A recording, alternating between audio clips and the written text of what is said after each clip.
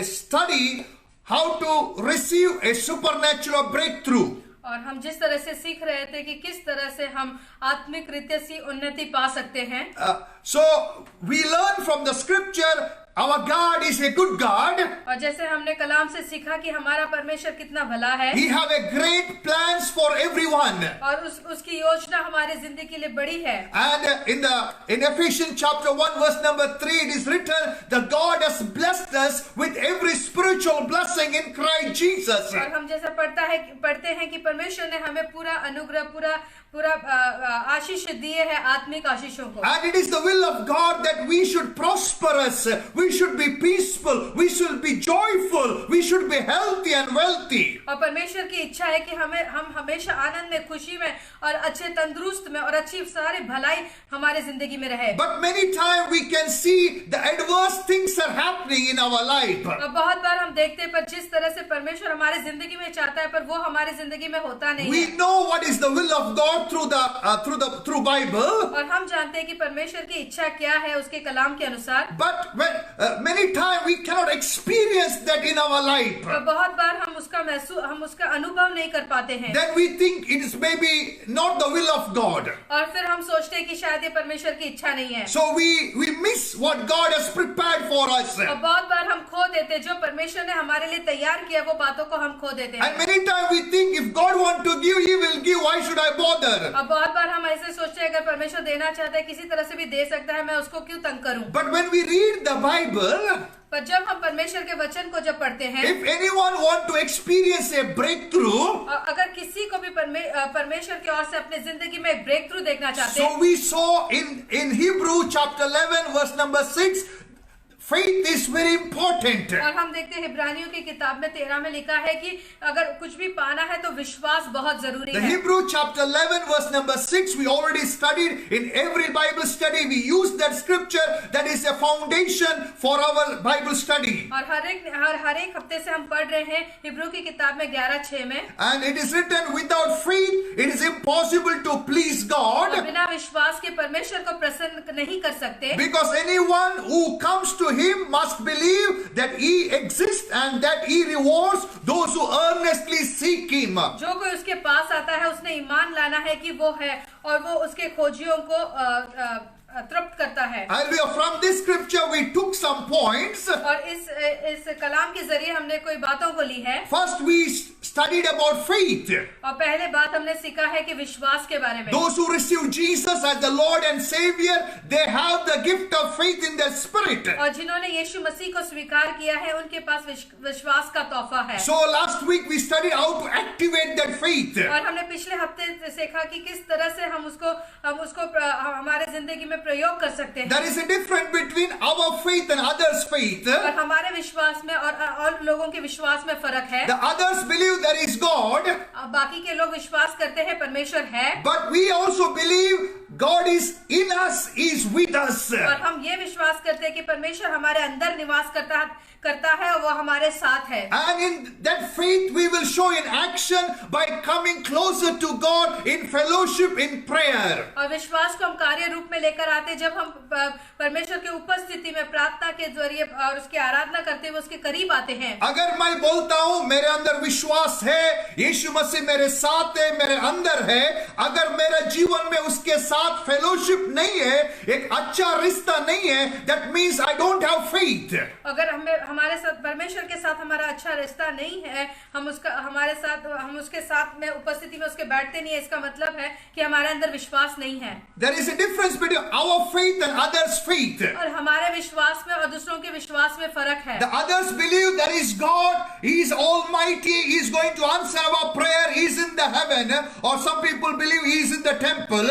और बहुत लोग ऐसे विश्वास करते हैं कि परमेश्वर है और पर वो किसी मंदिर में है। But we believe our God dwells in us. पर हम विश्वास करते हैं कि हमारा परमेश्वर हमारे साथ हमारे अंदर निवास करता है। When we born again, He came to live in us. और जब हमने नए सिरे से जन्म लिया तो वो हमारा परमेश्वर हमारे साथ आके रहने लगा। So we received the gift of faith now. और आज हमारे पास विश्वास का तोहफा है। So how we will manifest that faith or how we activate that faith by coming closer to God. I'll be having constant fellowship with Him. और किस तरह से हमारे विश्वास को हम जागृत कर सकते हैं, लगातार उसके करीब आकर उसके साथ संगति कर कर। The scripture says, hallelujah, without faith it is impossible to please God, because anyone who comes to Him must believe that He exists and that He rewards those who earnestly seek Him. और विश्वास के बिना उसे प्रसन्न करना अनहोना है, क्योंकि परमेश्वर के पास आने वाले को विश्वास करना चाहिए कि वो है और वो अपने खोजने वालों को प्रतिफल देता है। Then we took some examples from the Bible how when people use these keys, earnestly seeking God, how they received the breakthrough. और हम देखते हैं कि किस तरह से लोगों ने इस चाबी को इस्तेमाल किया और अपने जिंदगी में उन्होंने ब्रेक थ्रू को देखा। We taken the example from Luke chapter 11 verse number 8, where a friend in the night, there was a need of bread, how he was knocking his friend's door and he received negative reply, but continuously was asking and his request was granted. हम देखते हैं लूका की किताब में 11 में 8 में जब पढ़ते हैं कि एक दोस्त अपने दूसरे दोस्त के पास जाता है और उसे खाना पूछता है, अंदर से नकारात्मक बात आती है, पर फिर भी लगातार उसके मांगने के कारण उसे जो चाहिए उसे मिल जाता है। Jesus told, I tell you, even though he will not get up and provide for him because of his friendship, yet because of the man's persistence, he will get up and give him as much he needs. और वो अपने दोस्त को नहीं देना चाहे, फिर भी क्योंकि उसके लगातार मांगने से वो उठकर उसे जितना चाहे उतना दे देता सब है। लोग बोले लगातार, लगातार, continuous.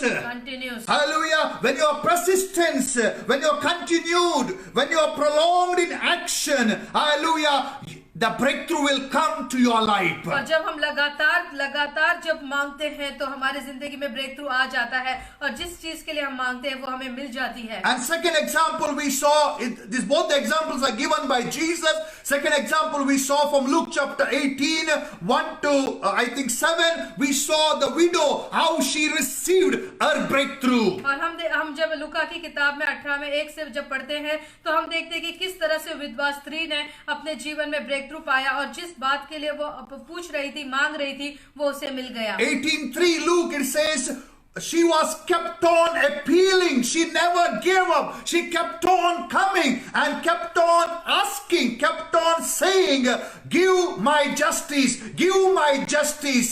There was two keys were using. She demonstrated her faith by keep on appealing, keep on speaking, and finally she overcome the evil by getting the justice. हम देखते हैं कि विधवा स्त्री थी, वो लगातार मांग रही थी, बार बार आके तंग कर रही थी और कहती थी मेरा न्याय चुका के दो। उसके लगातार मांगने से, लगातार आने से उसको छुटकारा मिला। So when you have faith, you will activate that faith by constant praying, constantly demanding, claiming what belongs to you. और जब आपके पास विश्वास होता है तो आप लगातार दुआ करते और बिना लज्जा छोड़कर बार बार मांगते हैं। So we saw in Jesus' life, hallelujah, Hebrew chapter 5 verse number 7, we saw there during the days of Jesus' earthly life, he offered the prayers and petitions with loud cry, pouring out his heart and with tears to the one who could save him from death, and he was heard because godly fear, because of submission. Hebrew chapter 5 verse number 7, what Jesus taught to us, he was practiced in his life. और हम देखते हैं कि यीशु किस तरह से अपने जब वो इस दुनिया में थे तो जब अपनी सेवकाई कर रहे थे, उधर लिखा है इब्रानियों की किताब में 5 में 7 में लिखा है, यीशु ने अपनी देह में रहने के दिनों में ऊंचे शब्द से पुकार कर आंसू बहा कर उसने जो उसको मृत्यु से बचा सकता था प्रार्थना और विनती की और भक्ति के कारण उसकी सुनी गई। Then we studied how the same principle is used in early Christian churches. और हम देखते हैं यही बात है जब पहले के मसीह जो पहले जो मसीह हुए थे वो भी लगातार यही बातों को कर रहे थे। Many people saying no need to pray constantly, continuously, but we can see the same principle was used in the Acts chapter 12 verse number 5. और हम देखते हैं कि अभी लोग ऐसे कहते हैं कि बार बार प्रार्थना करने की जरूरत नहीं है, लगातार दुआ करने की जरूरत नहीं है, पर प्रेरितों के काम में जब हम देखते हैं कि पहले की कलीसिया यही बातों को कर रही थी. They saw the danger in the life of Peter. और जब उन्होंने पतरस की जिंदगी में खतरा देखा, They saw the persecution against the church of God. और उन्होंने देखा कि कलीसिया के विरुद्ध किस तरह से लोग सतावट आ रही है. They were not sleeping. They were not telling, if God will, He will save us. And they were not sleeping. They were not sleeping saying God is in control. Why we should worry? But they did their responsibility. और वो जब कलीसिया के ऊपर तकलीफ आए तभी वो लोग ऐसे नहीं बैठे कि परमेश्वर की जो इच्छा है वो हो जाए और परमेश्वर चाहेगा तो बचाएगा, वैसे नहीं. And they continuously prayed. Acts chapter 12 verse number 5. Peter was therefore kept in prison, but constant continuous prayer was offered to God for him by the church. पर हम देखते हैं कि कलीसिया लगातार दुआ कर रही थी ताकि पतरस छुटकारा पाए, और हम देखते हैं कि आगे की बातों में कि कलीसिया के दुआ करने से पतरस छुटकारा पाया. Because of the constant prayer of the church, क्योंकि कलीसिया लगातार लौ लगाकर प्रार्थना कर रही थी. the angelic ministry was activated. हम देखते हैं वहां पर स्वर्ग दूत आकर उसको छुटकारा दे रहे हैं. Because of the constant prayer of the church, पर जब कलीसिया दुआ करती है, the powers of darkness were destroyed. हम देखते जो शैतान का अंधकार का राज है वो उसके ऊपर परमेश्वर का हाथ आया. So what is constant prayer? और लगातार दुआ करने की मतलब क्या है? It is a warfare prayer. वो है कि लड़ाई का प्रार्थना. It is a powerful weapon that God has placed in your hand. और ये सबसे बड़ा हथियार है जो परमेश्वर ने आपके हाथ में दिया है. You want to come out from the shame and disgrace. You want to experience the power of God. This is the weapon you have to use. अगर आपको अपने शर्मिंदगी से बाहर आना है तो ये चाबियों को इस्तेमाल करना है और परमेश्वर आपको सरफराज करेगा. So we saw one more scripture. Jesus was quoting from Matthew chapter 11 verse number 12. मत्ती की किताब में 11 में 12 ऐसे लिखा है. From the days of the John the Baptist until now, the kingdom of heaven suffer violence, and violent men take it by force. हम पढ़ेंगे मत्ती की 11 में 12.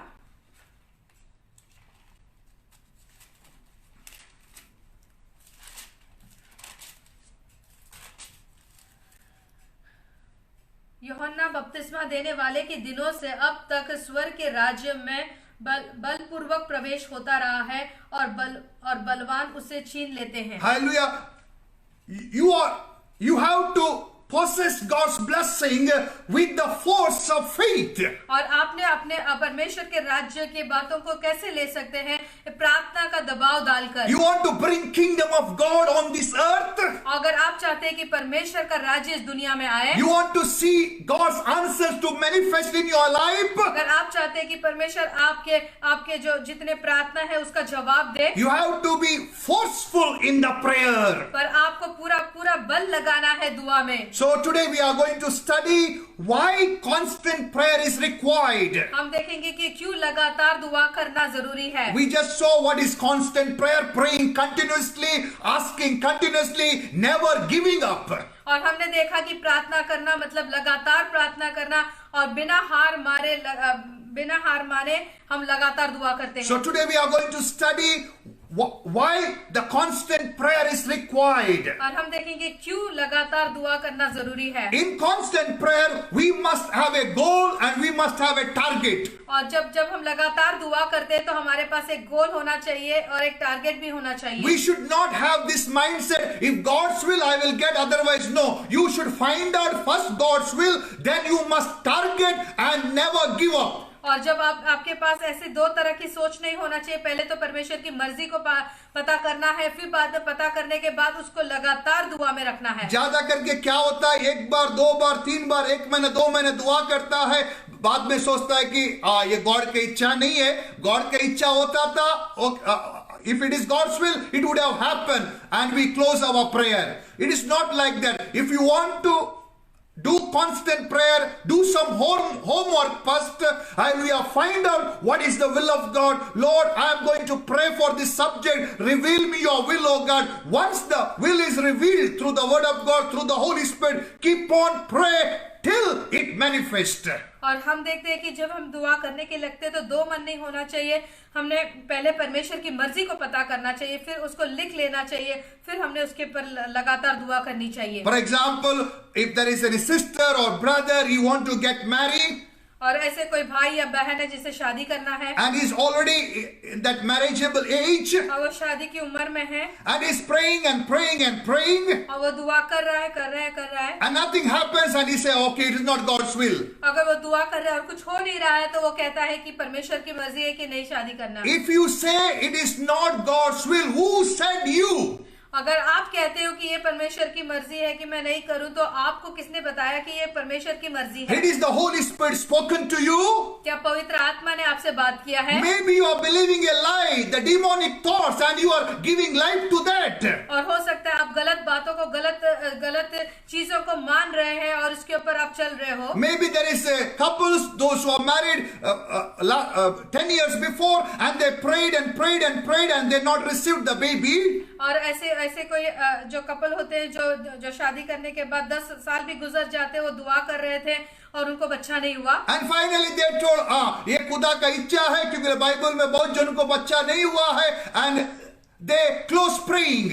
और फिर बाद में हम देखते हैं कि वो सोचते हैं कि बाइबल में भी बहुत लोगों को बच्चे नहीं थे, वो उसकी मर्जी सोचकर वो प्रार्थना करना बंद कर देते हैं। Before saying it is God's will, how you found the God's will? अगर पहले परमेश्वर की ये मर्जी है बोलने से पहले आप कैसे आपने परमेश्वर की मर्जी को इसको बताया? So someone lost the job and he was prayed and prayed, he didn't get the job, or he thought, okay, it is God's will, I should not get the job. और जो एक जिसकी जॉब चली गई है, वो लगातार दुआ कर रहा है, उसको जॉब नहीं मिली और वो कहता था परमेश्वर की मर्जी है। Somebody start to pray for her husband for his salvation, praying from last 5 years, and he's not turned to God, then he thought, it is not God's will. और जो कोई प्रार्थना कर रहे अपने पति का उद्धार होने के लिए ताकि वो नजात पाए और लगातार प्रार्थना कर रहे पर नहीं हुआ, फिर वो छोड़ देते हैं। No.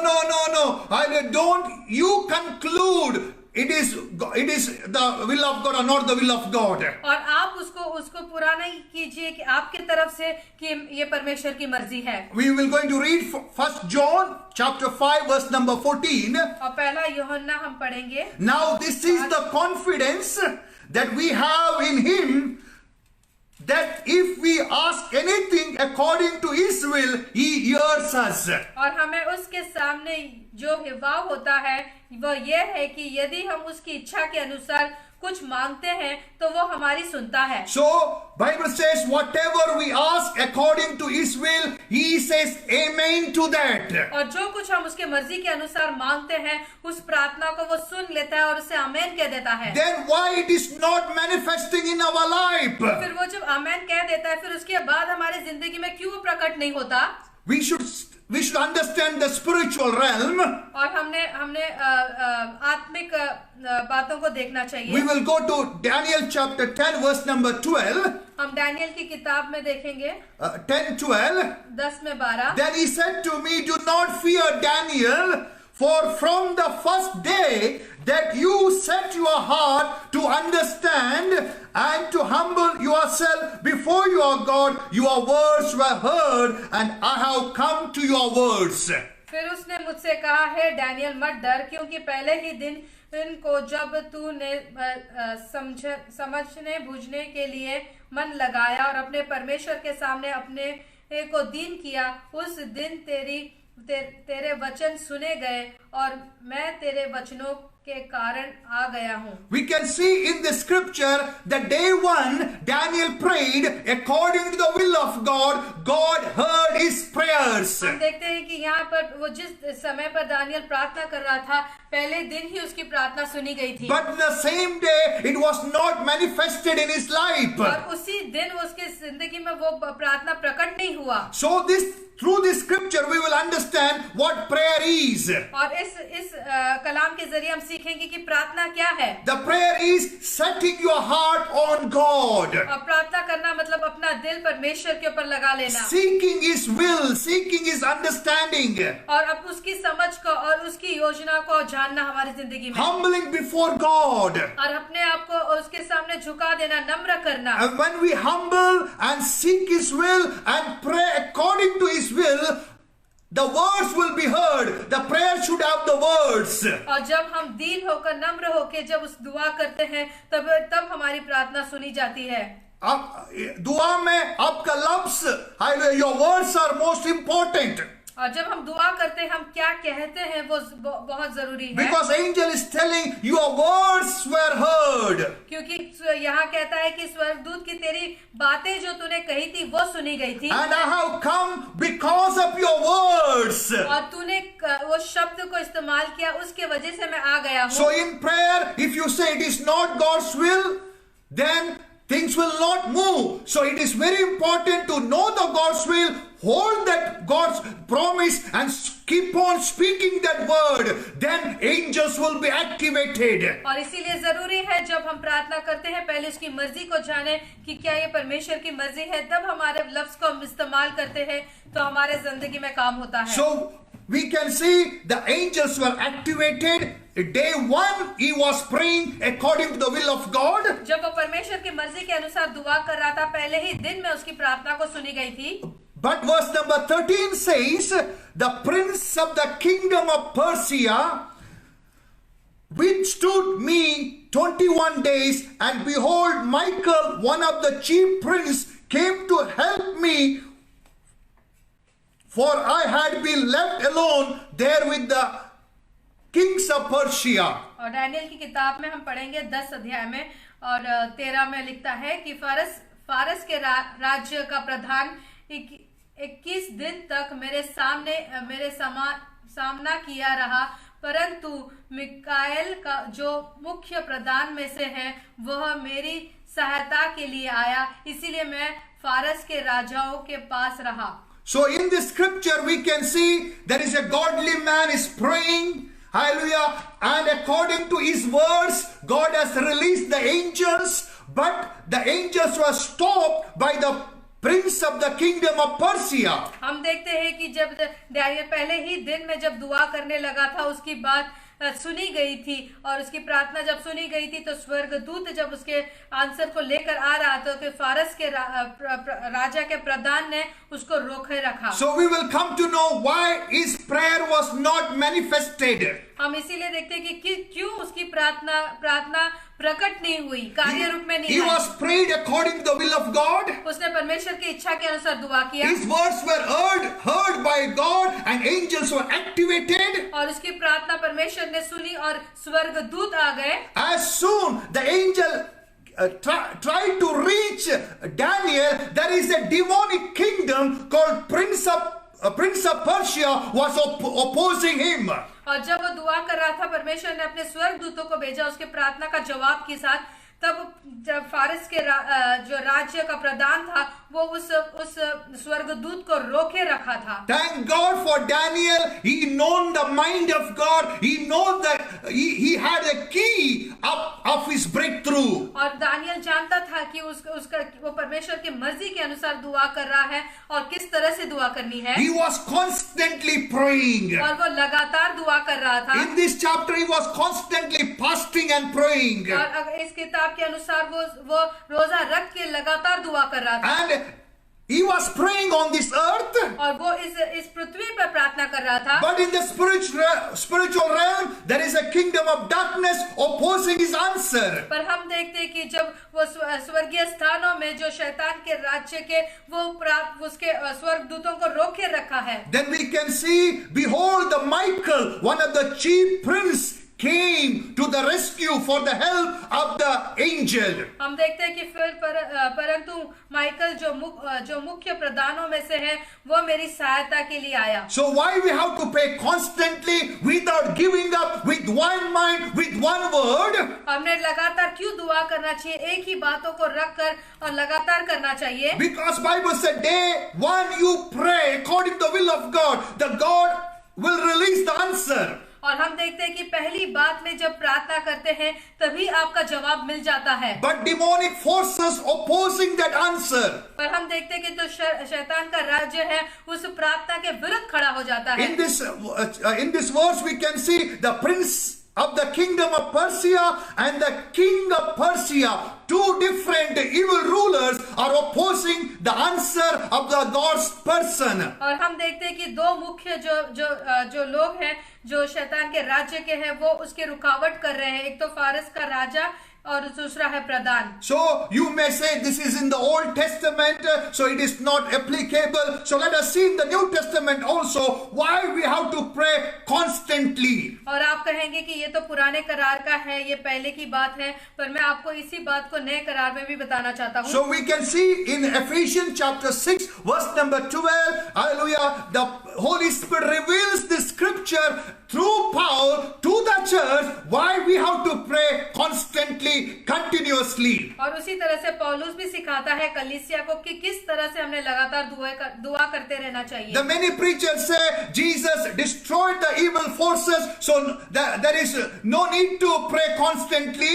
और जो कोई लोग कोई परमेश्वर के दास लोग कहते हैं कि परमेश्वर ने सब सामर्थ को तोड़ दिया है, अभी लगातार दुआ करने की जरूरत नहीं है। Yes, it is true. Jesus, hallelujah, bruised the head of the serpent. He has given the authority to us, so we can pray constantly and bring the kingdom of God upon this earth. ये बात सच है कि यीशु मसीह ने शैतान के sir को कुचल दिया और हमें अधिकार दिया ताकि हम लगातार दुआ कर सके और परमेश्वर के राज्य को यहाँ पर लेकर आ सके। In Matthew chapter 28 verse number 18, Jesus said, all authority has been given to him in heaven and earth. So ask in my name, pray in my name. और मत्ती की किताब में 28:18 में लिखता है कि सारा अधिकार यीशु ने उनके पास आकर कहा, स्वर्ग और पृथ्वी का सारा अधिकार मुझे दिया गया है। So when you are praying, you must have this faith.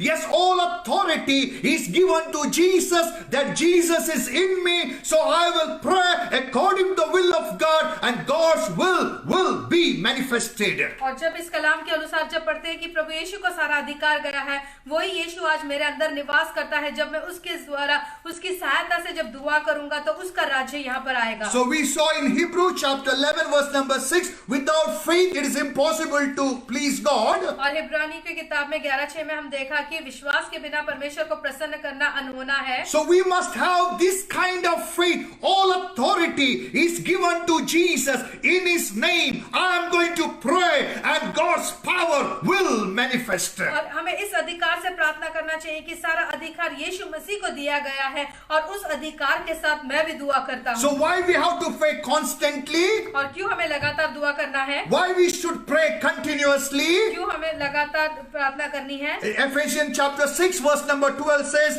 there is opposing powers are there, still operates in the spiritual realm. क्योंकि आप देखते हैं कि पौलुस यहाँ पर कहता है कि आज भी वो अंधकार की शक्ति है जो हमारे प्रार्थना को रोकती है। For example, you are praying in your family time or in your personal prayers. और जब अपने व्यक्तिगत में और प्रार्थना करते हो, अपने परिवार के साथ दुआ करते हो, Maybe many times your hand will go to mobile. और बहुत बार जब प्रार्थना करते समय आपका हाथ मोबाइल पे चला जाता है। And once it goes to mobile, it goes to WhatsApp, it goes to Facebook, it will go everywhere other than heaven. और जब आपका हाथ मोबाइल पे चला जाता है, पूरे जितने भी उसमें ऐप्स है वो सब खुल जाते हैं और आपका प्रार्थना स्वर्ग तक पहुंचता भी नहीं है। That is a demonic activity released against you. और वो शैतान का काम है जो आपके अगेंस्ट आ गया है।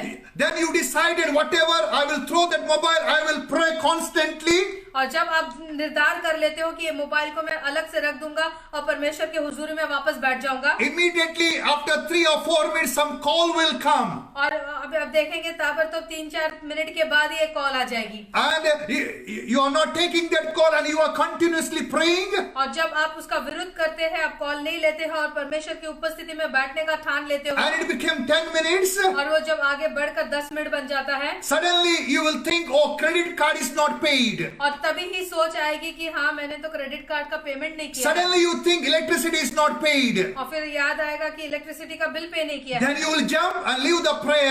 And these all called.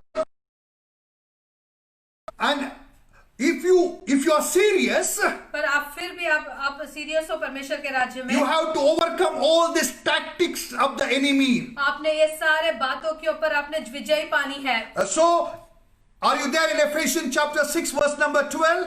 आप एफिसियों की किताब में 6:12 में हम पढ़ेंगे. For we do not wrestle against the flesh and blood, क्योंकि हमारा यह मल युद्ध लहू और मांस से नहीं, but against principalities, परंतु प्रधानों से, against powers, और अधिकारियों से, against rulers, और इस संसार के अंधकार के हकीमों से, rulers of the darkness of this age, और उस दुष्टता की आत्मा और सेनाओं से है, against spiritual hosts of the wickedness in the heavenly places. जो आकाश में है. So why we have to pray constantly?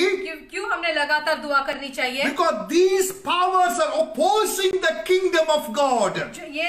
ये जो शैतान का जो सामर्थ्य है वो परमेश्वर के राज्य के अगेंस्ट खड़ा है. They are opposing your blessings. और वो आपके जो ब्लेसिंग है, आपकी जो बरकत है, उसके लिए भी रुकावट बन They are जाती है. opposing your prosperity. और जब आप तरक्की पाना चाहते हो, आपके तरक्की को रोकना चाहते They हैं, are happy to see you in poverty, in sickness, in confusion, in fight. और वो देखना चाहते हैं आपको सारे मुसीबतों में, वो आपको देखना चाहते They हैं, want to see you are always sorrowful. और वो देखना चाहते हैं कि हमेशा आप दुखी में रहो. Now it is your choice. You want to be like that, you are fulfilling their will. अगर आप उनकी बातों को मानना चाहते हो तो आप उनकी मर्जी को पूरा करते हो. But if you want to see the God's will, the prosperous, happy, joyful, holy, hallelujah, the life, you have to spend time with the Lord Jesus Christ. अगर आप परमेश्वर के राज्य को आपकी जिंदगी में देखना चाहते हो, परमेश्वर के कामों को देखना चाहते हो, तो आपको लगातार परमेश्वर के हुजूरी में बैठना है. Without prayer, I don't think anyone can live a holy life. और बिना प्रार्थना किए कोई भी एक पाकीज़गी की जिंदगी जी नहीं सकता You है. can confess 1,000 times I'm holy because of the blood of Jesus, and if you don't have prayer life, I have a big question in that. हम 1000 बार कह सकते हैं मैं पाक हूँ परमेश्वर के लहू के द्वारा, पर आप प्रार्थना में समय नहीं बिताते तो एक सवाल उठ जाता है कि किस तरह के आप इस मसीह हो. The holy man, hallelujah, washed by the blood of Jesus, he will seek the, hallelujah, fellowship of the Father. और जो पाकीज़गी में है, जो पवित्रता में चलता है, वो परमेश्वर के राज्य और उसकी पाकीज़गी को और ढूंढेगा. So I hope you understood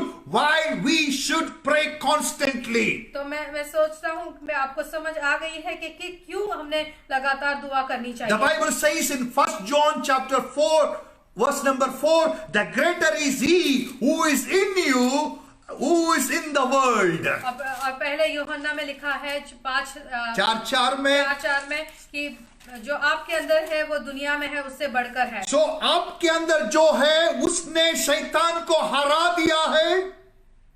जो आपके अंदर है उसको सारा अधिकार स्वर्ग में और पृथ्वी पर दिया गया है. उसके नाम में आप दुआ करने वाले हैं.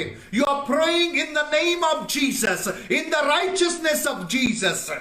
और आप परमेश्वर के रास्तबाजी में आप जब दुआ करते हो, Hallelujah, you are praying in the righteousness of Jesus. आप यीशु मसीह की रास्तबाजी में दुआ करते हो. This scripture says there is someone outside. He is opposing your progress, but you are praying, hallelujah, in the name of Christ who defeated him. और आप यीशु मसीह के नाम में जब दुआ करते हो, बाहर की ताकत है आपको दबाने की कोशिश करते हैं, पर जो आपके अंदर निवास करता है वो सबसे बढ़कर है. For example, you are going to pray for a cancer patient.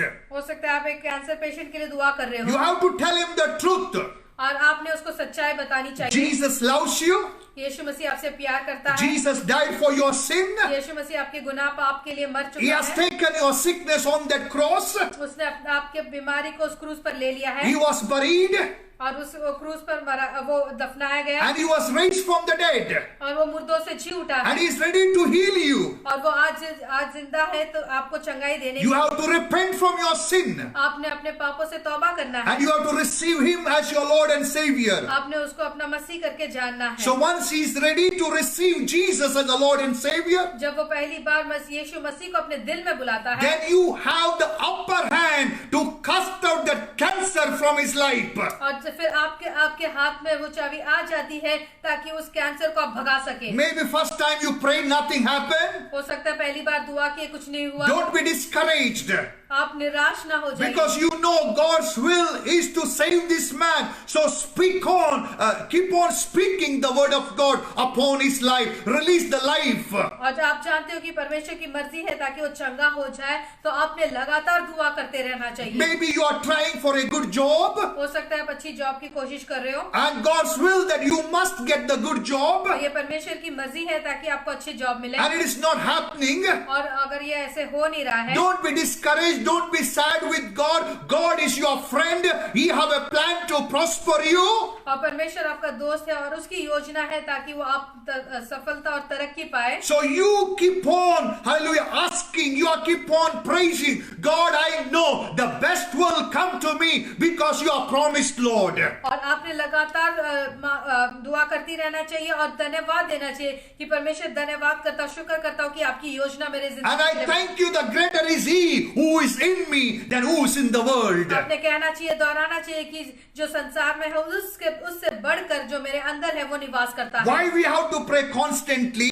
क्यों आपने लगातार दुआ करनी चाहिए? 1 John chapter 5 verse number 19. और पहला यूहन्ना 5:19 में लिखा है, We know that we are the children of God, हम जानते हैं कि हम परमेश्वर से हैं that the whole world is under the control of the wicked one. और सारा संसार उस दुष्ट के वश में पड़ा है। Just now we heard all authority is given to Jesus. और हम जानते हैं कि आज अभी हमने पढ़ा कि सारा अधिकार यीशु मसीह को दे दिया है। We heard the whole world belongs to Jesus. हम जानते हैं कि ये पूरा दुनिया यीशु मसीह का है, But all the people are under the control of the evil one. और हम देखते हैं कि सारे लोग हैं, संसार के लोग हैं, वो दुष्ट के वश में है, Because they sin against God. क्योंकि उन्होंने परमेश्वर के खिलाफ तो पाप किया है। They rejected the lordship of Jesus Christ. उन्होंने यीशु मसीह की प्रभुत्व अपने जिंदगी में नहीं मांगा So है। as a children of God, we have to pray for the revival in the land. इसीलिए हम जब परमेश्वर के बच्चे हैं तो हमने लगातार दुआ करना चाहिए ताकि बेदारी आ जाए। Hallelujah. So can we pray? We lift our hands and say, Lord, we thank you. We are ready to pray, oh God, for the blessing upon this land, for the blessings upon our family in the name of Jesus. परमेश्वर जैसे हम प्रार्थना करते हैं कि परमेश्वर बेदारी आ जाए हमारी जिंदगी में, हमारे परिवार में, और जिस जगह पे हम रहते हैं उस जगह पे